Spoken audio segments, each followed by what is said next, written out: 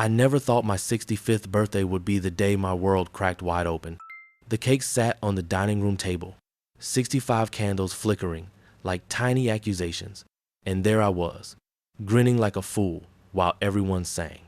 My daughter Emily, my only child, the light of my life, leaned in close, her perfume the same lilac scent she'd worn since high school.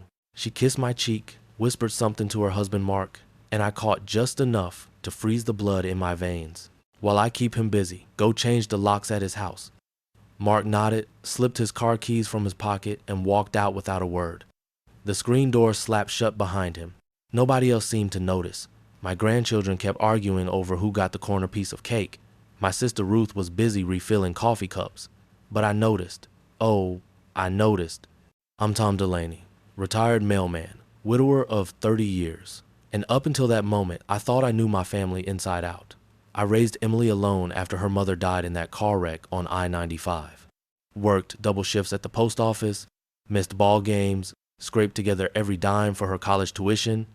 And now, on the day I was supposed to blow out candles and make a wish, my daughter was sending her husband to lock me out of the house I lived in for 42 years. I kept smiling, because that's what you do when the room is full of people who love you or say they do.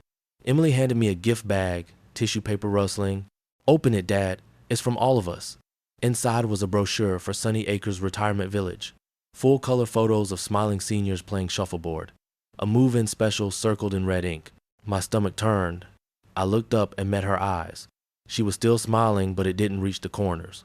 "We just want what's best for you," she said, loud enough for the table to hear. "You shouldn't be rattling around in that big old place alone." I nodded, like a good sport, but my mind was racing. Change the locks? A few hours before my party? That wasn't planning ahead. That was a ambush. The party dragged on. I cut the cake, posed for pictures, let the grandkids smear frosting on my shirt. Every minute felt like an hour. I kept glancing at the clock above the fridge. 47 minutes since Mark left. 48, 49. Then the front door opened. Mark stepped inside, and the room went quiet without anyone meaning it to. His face was the color of dishwater. His hand shook so hard, the keys rattled in his fist. He looked straight at Emily and said, voice cracking, "Something went wrong. Your father," he didn't finish. He didn't have to, because right then, my phone buzzed in my pocket. Unknown number. I answered. "Mr. Delaney? This is Officer Ramirez, Maplewood PD. Sir, we're at your residence. There's been an incident." Officer Ramirez wouldn't say much over the phone, just that I needed to come home right now and bring identification. I told the party I had a stomach thing coming on, thanked everyone for the lovely afternoon, and slipped out before Emily could corner me. Mark tried to follow, but I waved him off. "Stay with the kids," I said, and my voice sounded steadier than I felt. The drive across town took 12 minutes. Every stoplight felt personal. I kept replaying Emily's whisper in my head, trying to make it mean something else. Maybe it was a surprise. Maybe they were installing a new security system for my birthday. But the brochure on the table, the way Mark's hands shook, none of it added up to kindness. I turned onto Birch Lane, my street for 4 decades, and saw the cruisers before I saw the house. 2 Maplewood PD units, lights flashing lazy circles across the lawns. A small crowd of neighbors stood on sidewalks, arms folded, murmuring. Mrs. Kowalski from next door waved when she spotted me, then thought better of it. Officer Ramirez met me at the driveway. Young guy, polite, the kind of cop who still says sir without meaning it. "Mr. Delaney, is this your primary residence?" "Has been since '83, I said. "What's going on?" He hesitated. "We received a 911 call from inside the house. Male voice, mid-30s, said there was an intruder. When we arrived, the front door was open. We found a man on the kitchen floor, unconscious, head wound. He's en route to Street Luke's now." My knees went loose. "Who?" "We're still confirming ID, but he had a driver's license on him. Name Mark Brennan. Ring any bells?" "Mark, my son-in-law. The one Emily sent to change my locks." Ramirez studied my face. "Sir, do you know why Mr. Brennan would be inside your home with a set of locksmith tools?" I opened my mouth, closed it again. The world tilted. "He's married to my daughter," I managed. "It was my birthday party. He left early." The officer's radio crackled. He listened, then looked at me with new wariness. Dispatch says the unconscious male is waking up. He's asking for you by name, says it's urgent. I followed Ramirez inside. The house smelled wrong, paint thinner, and something metallic. My living room furniture was pushed against the walls. Cans of pale gray paint sat open on drop cloths. A stepladder leaned by the fireplace. And there, near the kitchen doorway, a dark smear on the hardwood I didn't want to think about. Careful where you step, Ramirez warned. Forensics is on the way. I stared at the smear. Officer, my daughter told Mark to come here and change the locks while I was at the party. He wrote that down without comment. Then, any reason someone might want you out of this house fast, Mr. Delaney? I thought of the Sunny Acres brochure. I thought of Emily's smile that didn't reach her eyes. I thought of the safe in my bedroom closet, the one with the combination only I knew. Officer, I said, I think I need to check something upstairs. He started to object, but his radio crackled again. Another voice, urgent. Unit 2, be advised, hospital just called. Brennan's conscious and claiming the homeowner attacked him. Says Tom Delaney tried to kill him. The hospital smelled like bleach and bad coffee. They put me in a plastic chair outside Mark's room while 2 detectives asked questions I couldn't answer. Yes, it was my house. No, I hadn't been there all afternoon. Yes, Mark was family. No, I didn't know why he was painting my walls, or changing my locks, or bleeding on my floor. Finally, they let me see him. Mark lay propped against white pillows, one side of his head swathed in gauze. An IV dripped clear fluid into his arm. When he saw me, his eyes widened. Fear, guilt, something in between. Tom, he croaked. I'm sorry. The detective hovered by the door. I ignored him. What the hell happened, Mark? He glanced at the cop, then back at me. It wasn't supposed to go like this. Emily said just the locks, that's all. Make it look like you were moving out willingly. She didn't want to fight. My mouth went dry. A fight about what? He swallowed. The house. She wants to sell. Needs the money. The retirement place, she already put the deposit down. Non-refundable. I felt the floor tilt again. She forged my signature. Mark closed his eyes. I didn't know until today. She gave me the locksmith's number, said you agreed to everything. Then I found the safe open upstairs. Papers scattered. That's when... He stopped. The detective leaned forward. When what, Mr. Brennan? Mark's voice dropped to a whisper. When someone hit me from behind, I never saw who. I stared at him. You're saying a third person was in my house? He nodded, wincing. I thought it was you at first. That's why I told the cops. But Tom, whoever it was, they knew exactly where to hit. And they took something from the safe. The detective's pen scratched.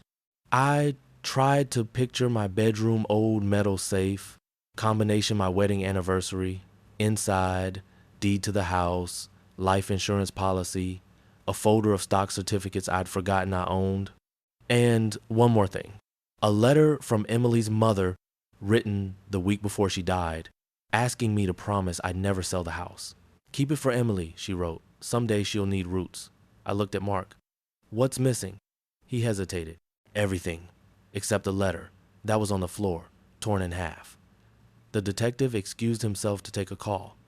As soon as the door clicked shut, Mark grabbed my sleeve. Tom, listen. Emily's in trouble. Debt. Bad people. She thinks if she sells the house quick... Bad people? I repeated. What kind of bad? He glanced at the door. The kind who don't wait for escrow to close. My phone buzzed. Emily. I let it ring. When it stopped, a text appeared. Dad, where are you? We're worried. I showed Mark the screen. His face crumpled. She doesn't know I'm awake yet. Tom, you can't go home. Whoever was in your house, they might come back. The door opened. The detective returned, expression grim. Mr. Delaney, your daughter's here. Says she needs to speak with you. Alone.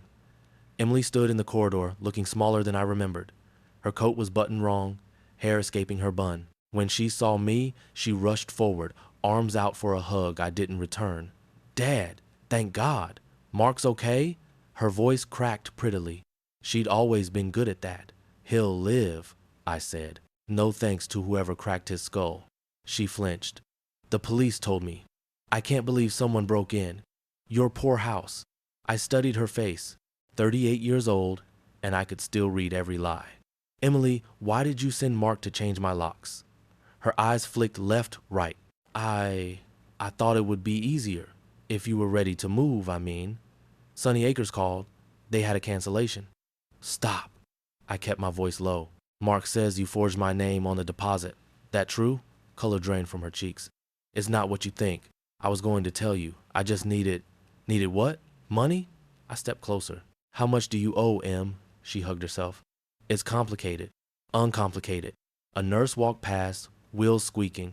Emily waited until we were alone again. Credit cards, mostly. Then Jason, that friend of Mark's from the club, he offered to help, said he knew investors. But the interest, Dad, they're not patient people. Jason, I remembered him. Slick smile, pinky ring, always talking about opportunities. I'd never liked the way he looked at my daughter. How much? I asked again. 87,000. And climbing. I whistled low. The house is worth 420 on a good day. You were going to steal my home to pay gambling debts? It wasn't gambling. She swiped at tears. Jason said real estate flips, quick money. I believed him. I felt something inside me harden. And the safe? You sent someone to rob me too? Her eyes widened. No. I swear, Dad, I only asked Mark to change the locks. Make it look like you were moving voluntarily. I never... She stopped, because we both heard it, footsteps approaching fast. The detective rounded the corner, face tight. Mr. Delaney, we need you back at the house. Now, your safe wasn't just emptied. It was blown open, professionally. And there's something else. He held up an evidence bag. Inside, a single brass key on a red ribbon, the spare key to my late wife's safety deposit box at First National. A key I hadn't touched in 20 years. Emily stared at it like it was a snake. That's not mine, she whispered. The detective's eyes never left her face. Bank called. Someone tried to access the box an hour ago. Used a forged power of attorney. Signature looks a lot like yours, miss. Brennan. Emily's knees buckled. I caught her elbow out of habit, then let go. Dad, she said. Please. I didn't know about the box. I swear on Mom's grave. But graves don't swear, and neither did I, because right then my phone buzzed again. Unknown number, I answered. A man's voice, calm and cold. Mr.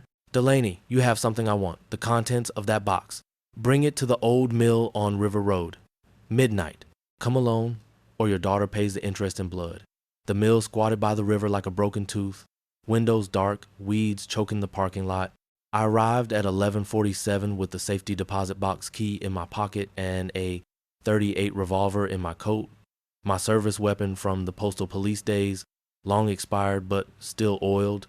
The moon hung low, the color of a dirty nickel. I left Emily at the hospital under guard. The detectives wanted her for questioning. I wanted her alive. Mark was sedated, no help to anyone. So here I was, 65 years old, walking into a trap because family is family, even when it tries to rob you blind. A single light burned inside the mill. I pushed through the side door, hinges screaming. Dust floated in the beam of my flashlight. Conveyor belts sagged like old snakes. In the center of the floor stood Jason, pinky ring glinting, flanked by two men in dark coats.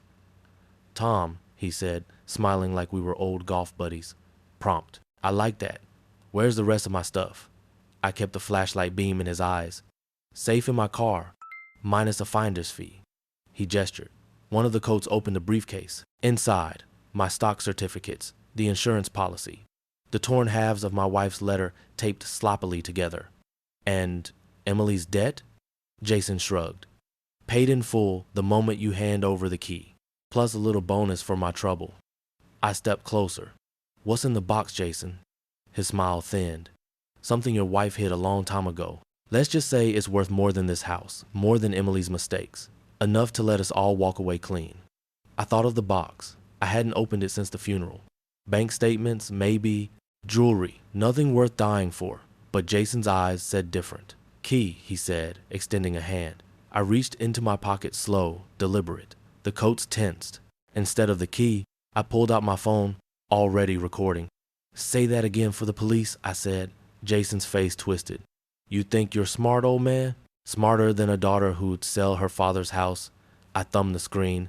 Live feed to Officer Ramirez, parked 2 blocks away with a tactical team. but not smart enough to let you walk. Jason lunged. I fired once into the ceiling warning shot, loud as judgment. The coats froze. Sirens wailed outside, growing closer. Jason spat curses as Ramirez's team swarmed in. I stood over him while they cuffed him, the key still warm in my palm. Later, at the station, Emily cried when they read her rights fraud, conspiracy. I didn't hug her this time. Mark recovered, moved out of the house he'd never owned. The mill coughed up my papers, plus interest statements in my wife's handwriting I'd never seen. Turns out, she'd invested in a tech startup in '99. Paid off big, enough to cover Emily's debts and then some. I kept the house, repainted the walls myself, color called Morning Fog. Hung my wife's letter repaired, framed above the fireplace. Some nights I sit on the porch, coffee going cold, and watch the street I've known for 40 years. Family's a tricky thing. Love doesn't cancel betrayal, but it leaves room for second chances. Emily writes from county jail, says she's learning accounting, wants to make it right. I haven't answered yet. The key to the safety deposit box sits in my drawer. One day I'll open it, when I'm ready to see what else my wife left behind. Until then, the locks stay the same, and the door stays mine. Thanks for watching. Hit that like button and subscribe so you never miss a new story.